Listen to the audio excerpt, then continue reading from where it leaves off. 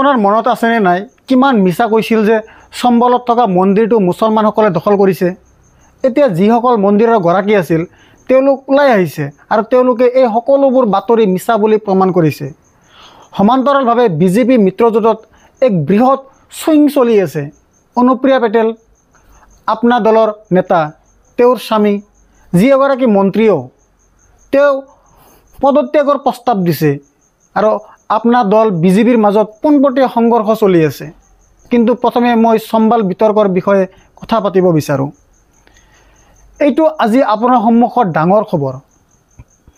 আপুনি বুজিব লাগিব যে যোগী প্ৰশাসনে কেনেকৈ চম্বাল গোচৰটো ভুলকৈ ব্যৱহাৰ কৰি আছিল। ইয়াৰ ফলত গুলীচালনাত 5জন লোকৰ মৃত্যু হৈছিল। যদি প্ৰশাসনে বিচাৰিলেহেঁতেন বিষয়টো শান্তিপূৰ্ণভাৱে চলাব পাৰিলেহেঁতেন। কিন্তু আপুনি আৰু মই সকলোৱে জানো কেনেকৈ পৰিৱেশ উলংঘন কৰা হৈছিল আৰু তাৰ পিছত প্ৰচাৰ তন্ত্ৰবোৰ নিৰন্তৰভাৱে নিয়োজিত হৈ আছিল। চম্বল মন্দিৰটো কেনেকৈ বন্দী কৰা হৈছে আৰু আপুনি দেখিছে কেনেকৈ সংবাদ সংস্থা NIA এনে মিছা বাতৰিবোৰ নিৰন্তৰভাৱে প্ৰচাৰ কৰি আছিল। এইটো প্ৰচাৰ কৰি আছিল যে মন্দিৰটো দখল কৰা হৈছে, মুছলমানসকলে মন্দিৰটো দখল কৰিছে। আৰু কেৱল এয়াই নহয়, ভাৰতীয় জনতা পাৰ্টিৰ প্ৰচাৰ তন্ত্ৰসমূহ নিৰন্তৰ ইয়াত জড়িত হৈ আছিল।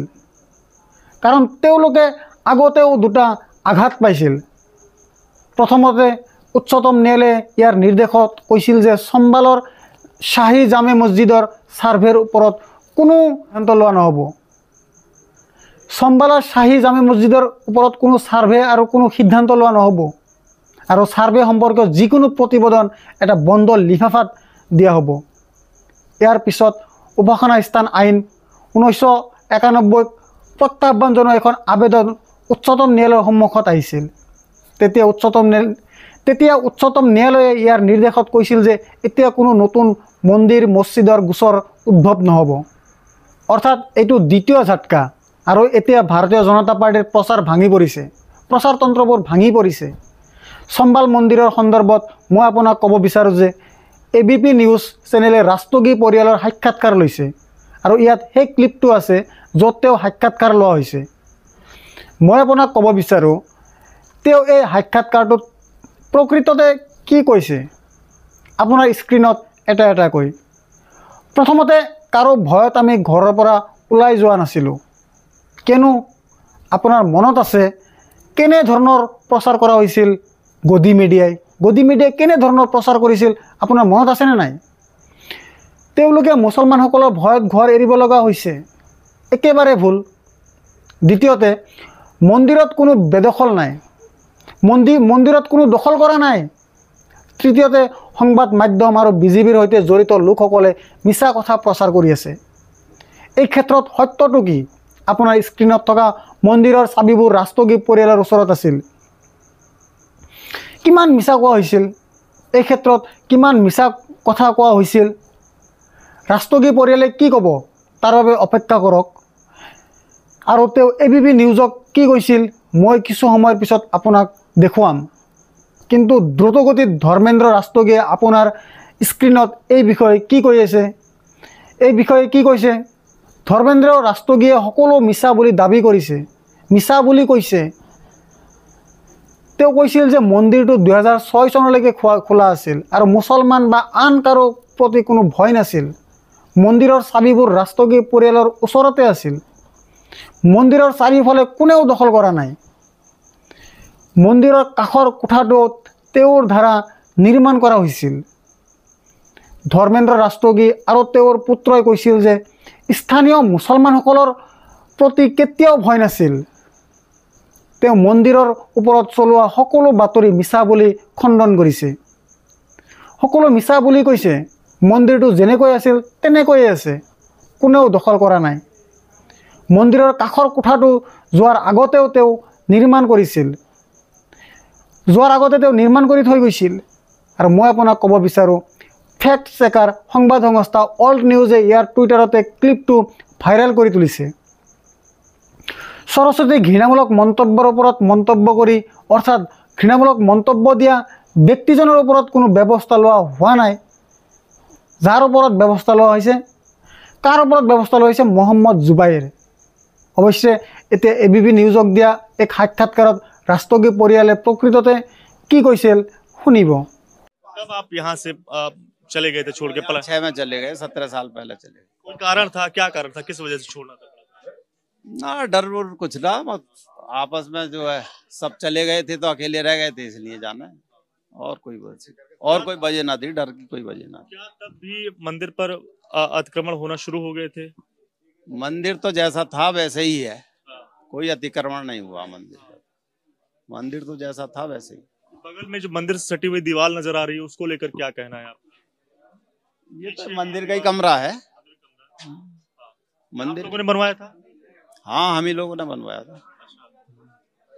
जो अतिक्रमण वाली बात है कि आगे भी जो है वो हिस्सा एक बढ़ गया था, दीवार खड़ी हो गई थी, उसको लेकर क्या? दीवार तो हम ही लोगों ने खड़ी कराई। कोई दीवार नहीं खड़ी हुई थी। जब हम जा रहे थे यहाँ से तो हम इसके बनवा गए थे, इसलिए कि जितनी जगह मंदिर की है वो मंदिर की जगह बनी रहे। बाद में किसी को कोई मनाही नहीं थी, कोई कभी भी आए दर्शन करे, चाबी ले। जब कोई बचा ही नहीं था तो चाबी लेने वाला कोई था नहीं, इसलिए हम चाबी लेके गए थे।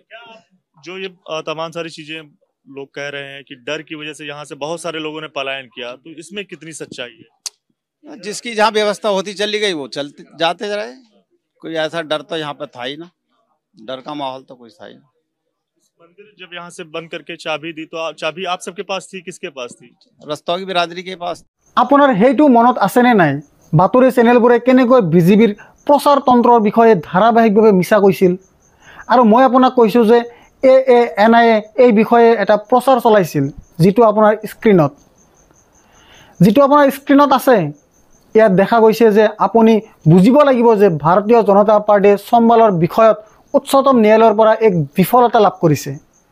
ইয়াৰ পূৰ্বে চম্বালৰ ক্ষেত্ৰত ন্যায়াধীশ আদিত্য সিঙে একপক্ষীয় ছাৰ্ভেৰ তদন্তৰ নিৰ্দেশ দিছিল। উচ্চতম ন্যায়ালয়ে এই বিষয়ে কি কৈছিল আপোনাৰ মনত আছেনে? আপোনাৰ স্ক্ৰীনত চম্বাল হিংসাৰ গোচৰৰ শুনানি উচ্চতম ন্যায়ালয়ত হৈছিল আৰু উচ্চতম ন্যায়ালয়ে বিচাৰ আদালতক কোনো সিদ্ধান্ত নল'বলৈ নিৰ্দেশ দিছিল। উচ্চতম ন্যায়ালয়ে স্পষ্টকৈ কৈছিল যে শান্তি বজাই ৰখা উচিত আৰু প্ৰশাসনে অঞ্চলটোত শান্তি পুনৰুদ্ধাৰ কৰা উচিত। উচ্চতম ন্যায়ালয়ে আবেদনকাৰীক উচ্চ ন্যায়ালয়ৰ কাষ চাপিবলৈ নিৰ্দেশ দিছিল আৰু আদালতে কৈছিল যে এই গোচৰটোত বিচাৰ আদালতৰ আদেশত কিছু আপত্তি আছে। উচ্চতম ন্যায়ালয়ৰ অনুমতি অবিহনে কোনো ব্যৱস্থা লোৱা উচিত নহয়। আদালতে আবেদনকাৰীক সুধিছিল আপুনি উচ্চ ন্যায়ালয়লৈ কিয় যোৱা নাছিল, আৰু তাৰোপৰি আপুনি জানে এইটোও কোৱা হৈছিল যে ছাৰ্ভেটো যিয়েই নহওক আপুনি এইটো আমাক এটা বন্ধ লিফাফাত দিব। আৰু তাৰ পিছত মনত ৰাখিব উপাসনা স্থান আইন 1991 উচ্চতম ন্যায়ালয়ত প্ৰত্যাহ্বান জনোৱা হৈছে আৰু তাৰ ওপৰত উচ্চতম ন্যায়ালয়ে ইয়াৰ প্ৰাৰম্ভিক আদেশ জাৰি কৰে। তেওঁ চৰকাৰক এইটোও কৈছে আমি 8 সপ্তাহৰ ভিতৰত আপোনাৰ উত্তৰ বিচাৰোঁ। চৰকাৰৰ পৰা 8 সপ্তাহৰ ভিতৰত উত্তৰ বিচাৰিছে, কিন্তু সেইটো প্ৰাৰম্ভিক ক্ৰম আছিল। এইটো কি আছিল চাওক, কোনো নতুন মন্দিৰ মছজিদৰ গোচৰ দাখিল কৰা নহ'ব। ভাৰতৰ মুখ্য ন্যায়াধীশ সঞ্জীৱ খান্নাই ৱাৰশ্বিপ এক্টৰ শুনানিৰ সময়ত কৈছিল। আদালতৰ আদেশ কি আছিল? আৰু মই আপোনাক এই আদালতৰ আদেশটো পুনৰাবৃত্তি কিয় কৰি আছোঁ? কাৰণ চম্বালৰ ওপৰত বিজেপিৰ সকলো মিছা প্ৰচাৰ তাত আছিল। সেই সকলোবোৰ লাহে লাহে ওলাই পৰিছে, জুলুঙাৰ মেকুৰী ওলাই পৰিছে। এতিয়া প্ৰশাসনৰ অৱহেলাৰ বাবে, প্ৰশাসনৰ দায়িত্বহীন মনোভাৱৰ বাবে তাত কেনেকৈ 5 জন লোকৰ মৃত্যু হৈছিল সেয়া জনা যায়। মই আপোনাৰ সৈতে উচ্চতম ন্যায়ালয়ৰ আদেশৰ বিষয়ে কিয় কথা পাতি আছোঁ? কিয়নো চম্বাল মন্দিৰৰ বিষয়ে যিকোনো মিছা বাতৰি প্ৰচাৰ কৰিছিল, গদি মিডিয়াৰ দ্বাৰা যিকোনো বাতৰি প্ৰচাৰ কৰা হৈছিল। মন্দিৰৰ গৰাকীয়েও নিজেই আগবাঢ়ি আহি কৈছিল যে মুছলমানসকলে একো দখল কৰা নাছিল, কিন্তু পৰিৱেশটো জ্বলাই তুলিবলৈ এই প্ৰচাৰ তন্ত্ৰবোৰে নিৰন্তৰ প্ৰয়াস কৰি আছিল। মই বুজিব বিচাৰোঁ যে যেতিয়া উপাসনা স্থান আইন 1991 উচ্চতম ন্যায়ালয়ৰ সন্মুখত আহিছিল, উচ্চতম ন্যায়ালয়ে তেতিয়া কি কৈছিল? আপোনাৰ স্ক্ৰীণত ভাৰতৰ উচ্চতম ন্যায়ালয়ে ইয়াক ভাৰতৰ যিকোনো উপাসনাস্থলীৰ বিৰুদ্ধে ছাৰ্ভেৰ আদেশ প্ৰদান কৰাত বাধা দিছিল। ভাৰতৰ মুখ্য ন্যায়াধীশ সঞ্জীৱ খান্নাৰ নেতৃত্বত এখন বিচাৰপীঠে উপাসনাস্থলীৰ সৈতে সম্পৰ্কিত যিকোনো নতুন গোচৰ পঞ্জীয়নৰ ওপৰত বাধা আৰোপ কৰিছিল, স্থগিত কৰাৰ আদেশ দিছিল। যিকোনো কাৰ্যকৰী চূড়ান্ত বা অন্তৱৰ্তীকালীন আদেশ পাছ কৰাৰ পৰা আদালতক বাধা দিছে। আদেশবোৰ পৰৱৰ্তী শুনানিৰ তাৰিখলৈকে বলবৎ থাকিব। উচ্চতম ন্যায়ালয়ে উপাসনাস্থল আইন পৰীক্ষা কৰিব। বহুতো বিৰোধ কৰা স্বত্বেও ন্যায়াধীশ মনোজ মিশ্ৰ, কে ভি বিশ্বনাথক লৈ গঠিত বিচাৰপীঠ। ইয়াৰ উপৰিও চৰকাৰৰ পৰা উত্তৰ বিচৰা হৈছে যে আপুনি 8 সপ্তাহৰ ভিতৰত উত্তৰ দিব লাগিব। বাহৰাইচ আৰু বাৰাবাংকীত কি ঘটিছিল মনত ৰাখিব। বাহৰাইচ আৰু বাৰাবাংকীত মছজিদৰ সন্মুখত ধৰ্মীয় শোভাযাত্ৰা ওলোৱা হয়। যদি আৰক্ষীয়ে বিচাৰে তেওঁলোকে যাত্ৰাৰ আগতে দুই পক্ষৰ সৈতে কথা পাতিব পাৰিলেহেঁতেন, কিন্তু দুই পক্ষৰ লগত আলোচনা কৰা নাছিল। ফলস্বৰূপে আপোনাৰ সন্মুখত বাহৰাইচৰ এখন মছজিদৰ ওপৰত এজন হিন্দু যুৱক উঠিছিল, সেউজীয়া পতাকা উলিয়াই গেৰুৱা পতাকা উত্তোলন কৰে, গুলীত নিহত হয়। তাৰপিছত আপোনাৰ মনত আছে দৈনিক ভাস্কৰৰ এটা ষ্টিং অপাৰেশ্যন হৈছিল, য'ত দুজন দাংগাকাৰীয়ে কৈ আছিল যে আৰক্ষীয়ে আমাক মাত্ৰ 2 ঘণ্টাৰ সময় দিছিল, যদি আমি অধিক সময় পালোহেঁতেন আমি গোটেই মহাৰাজগঞ্জত জুই লগাই ভস্মীগত কৰি দিব পাৰিলোহেঁতেন। অৰ্থাৎ প্ৰশাসনৰ মনোভাৱ স্পষ্টভাৱে দেখা যায়। বাৰাবাংকীত মনত ৰাখিব এটা ধৰ্মীয় শোভাযাত্ৰা এখন মছজিদৰ সন্মুখেদি পাৰ হৈ যায় আৰু মাক আৰু ভগ্নীৰ উৎপীড়ন ডিজেত বজোৱা হয়, তেল দলিয়াই দিয়া হয়। এই সকলোবোৰ মছজিদৰ সন্মুখত ঘটি আছিল, প্ৰশাসনৰ সন্মুখত সকলো ঘটি আছিল। ই দেখুৱাই যে বাহৰাইচ হওক সেয়া বাৰাবাংকী হওক, এনে পৰিৱেশটো কঢ়িয়াই অনাৰ চেষ্টা কৰা হৈছে আৰু আপুনি সকলোকে নীৰৱে চাই আছে। আৰু আপোনাৰ দ্বাৰা মই কেৱল প্ৰশাসন চৰকাৰক বুজাই নহয়, মই আপোনাক সত্য আৰু মিছাৰ পাৰ্থক্য বুজিবলৈ অনুৰোধ জনাইছোঁ।